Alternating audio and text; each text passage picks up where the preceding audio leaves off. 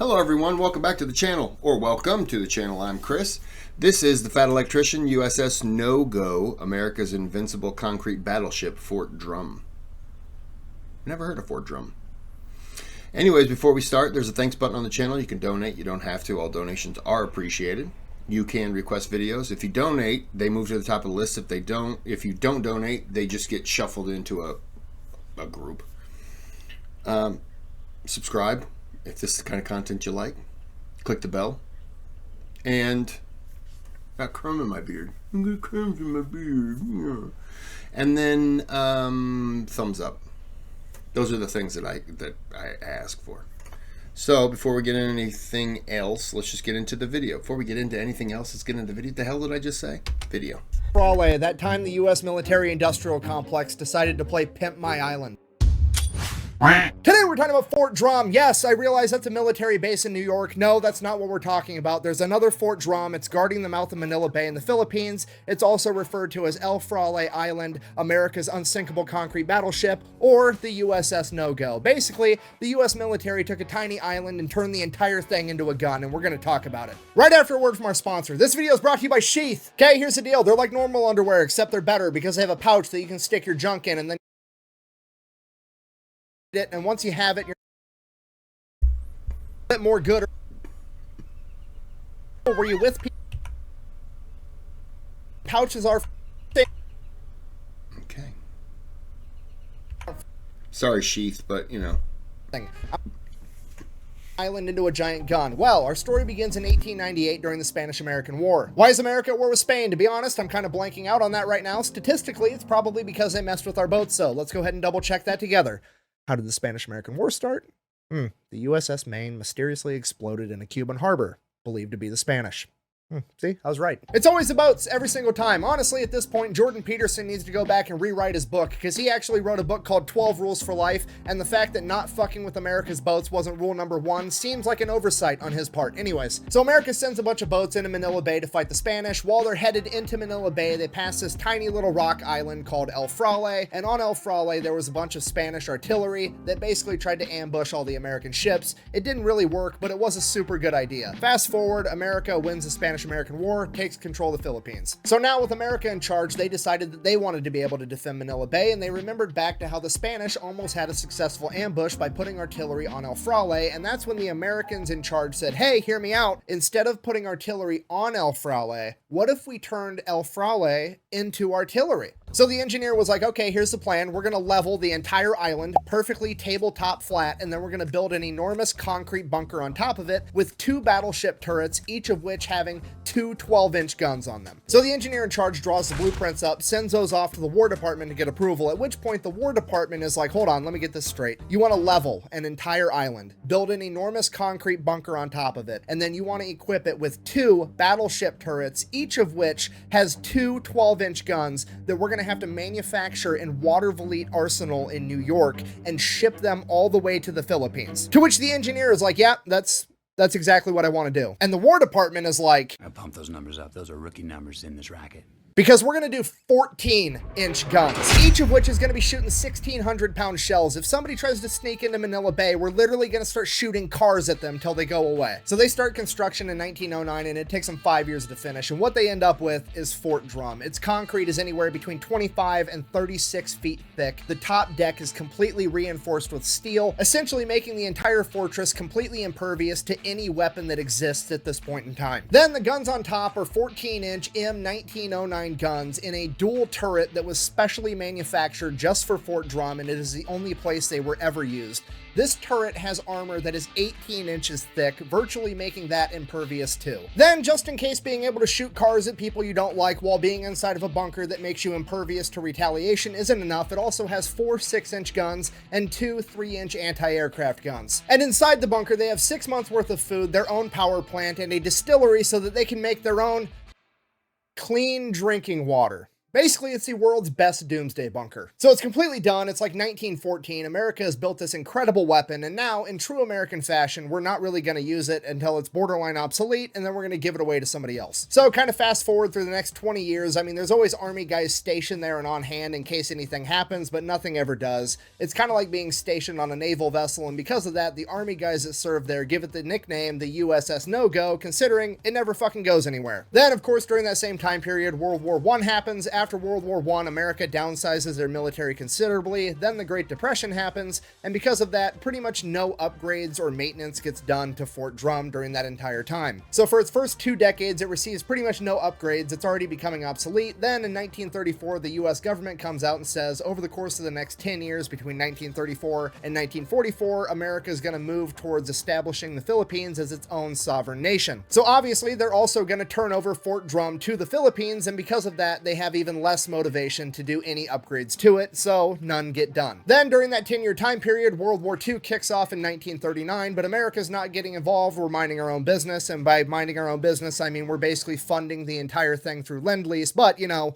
we're not involved. Then Pearl Harbor happens in 1941, aka somebody fucks with our boats, now we're going to war. Less than 10 hours after Pearl Harbor, the Japanese show up in the Philippines, they invade, the American forces are not ready, and they all get driven down to the Bataan Peninsula, which as you can see is also at the mouth of Manila Bay with Corregidor and Fort Drum. For like the next 5 months, while American and Filipino forces duke it out with the Japanese on the peninsula, Fort Drum is pretty much shooting at any Japanese vessel that gets anywhere near it. The Japanese vessels are returning fire at Fort Drum, they're launching air raids, trying to bomb Fort Drum, none of which is effective at all. Also during this time, the Marines and soldiers stationed at Fort Drum rip all the buildings on top of it off, throw that shit in the ocean. They also tear down the 60-foot search tower and get rid of that as well. That way, the massive turrets can do a full 360 and be able to shoot in any direction. Then, April 9th, 1942, Bataan falls, and the only thing left is Corregidor, Fort Drum, and 2 other small coastal forts. For weeks after this, the Japanese shell both Corregidor and Fort Drum with naval gunfire, as well as conduct bombing runs. Fort Drum is pretty much completely impervious to all of it, which infuriates the Japanese. Corregidor, on the other hand, is nowhere near as fortified, and they are hurting bad. Because of this, the majority of Corregidor's defenses have been completely destroyed, and the only thing defending Corregidor now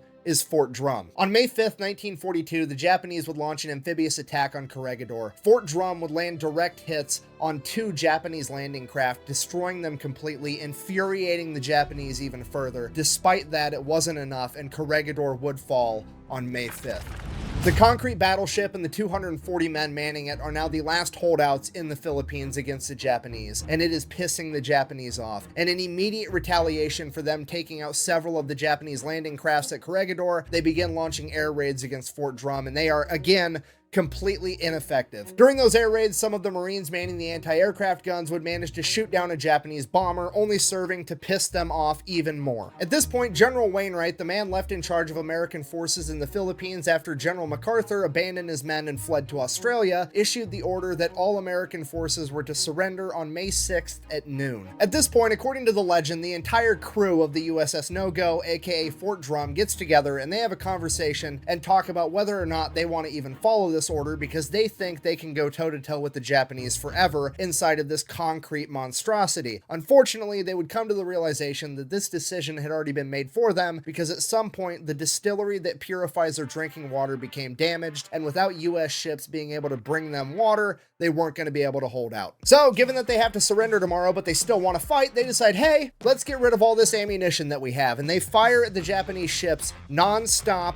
as fast as they can for like the next 18 hours straight. And apparently, according to legend, it got so hot inside of Fort Drum that it was able to increase the muzzle velocity of the guns, and they were able to score more hits on Japanese ships that thought that they were out of range. And they continued to fire non-stop until 11:59 on May 6th, when they were finally forced to surrender at noon. They then proceeded to sabotage the guns, the power plant, and flood as much of Fort Drum as they possibly could, making it useless to the Imperial Japanese. At the time of their capture, all 240 men were still alive, and only 5 of them had been injured after weeks of combat. They would then be taken as prisoners by the Imperial Japanese, where the majority of the men would be tortured, starved, and worked to death, and it is believed that less than 30 of the men at Fort Drum returned home after World War II. Fast forward 3 years, 1945, America is now winning the war in the Pacific, and they have returned to the Philippines to reclaim them from the Japanese. At this point, Fort Drum is believed to be completely inoperable, and nobody has seen anything that would suggest otherwise until in April of 1945, an American PT boat would get a little bit too close, and Japanese machine guns would begin firing upon him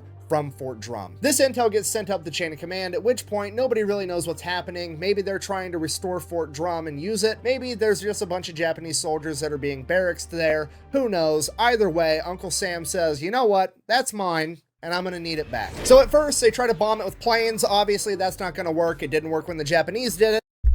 I'm just pausing right now because I realize I'm just enjoying this video because I don't know this story.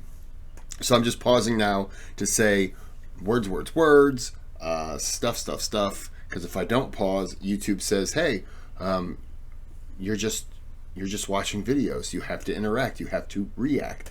So this is my reaction. I didn't know anything about Fort Drum. This is fascinating.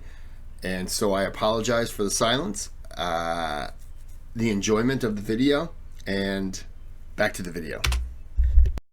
I don't know why they thought it would work now. Then they send out a cruiser to shell it with naval gunfire. Again, obviously it doesn't work, at which point shit proceeds to get out of hand pretty quick. Basically, the chain of command didn't really know what to do, so they're like, hear me out.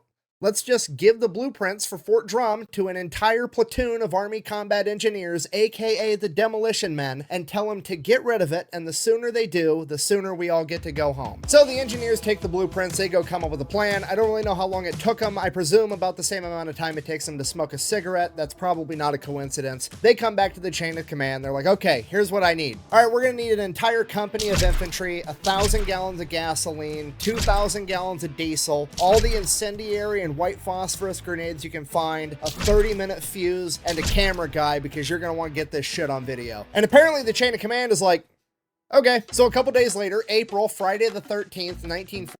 You can't exactly tell them, listen, here are the blueprints, come up with the plan. They come up with the plan and then you go, how about plan B? Look, they came up with the plan, didn't they?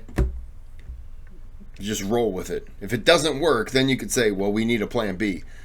But you got to go with it if you're asking them to come up with something.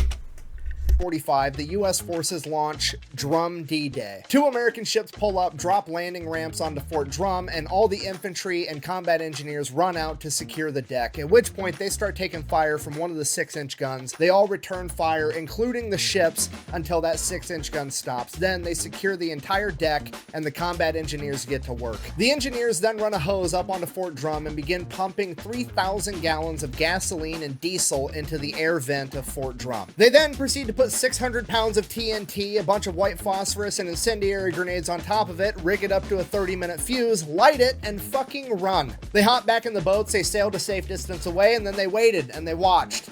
And this is what they saw. That explosion was so powerful that it shot the 2,000-pound hatch on top of Fort Drum 300 feet into the air. And if you watch the video a little bit closer, you can actually see the hatch punch through the top of the mushroom cloud before falling back into the smoke. The diesel fire inside of Fort Drum then proceeded to burn for 5 days straight, officially putting an end to any hopes of ever restoring it to its former glory. In the coming months, American and Filipino forces would reclaim the Philippines, Japan would end up surrendering, World War II would come to a close, and the next year, on July 4th, 1946, the Philippines would gain their independence, becoming their own sovereign nation, and thus taking control of Fort Drum, where it still sits at the mouth of Manila Bay, pretty much in the same condition that America left it, serving as a powerful reminder to not mess with America's boats, or anything that even kinda sorta looks like a boat for that matter, okay? Just don't. Thank you for watching. Best way to support. That was really cool. He's got some good ones, doesn't he? That was a good one. I would love to see what it looks like now. I mean, you saw a picture, but I would love to see what it looks like now. Wow. Okay. Not a whole lot to add to that one. It's a great channel. Check them out. Till next time, have a good day, have a good night.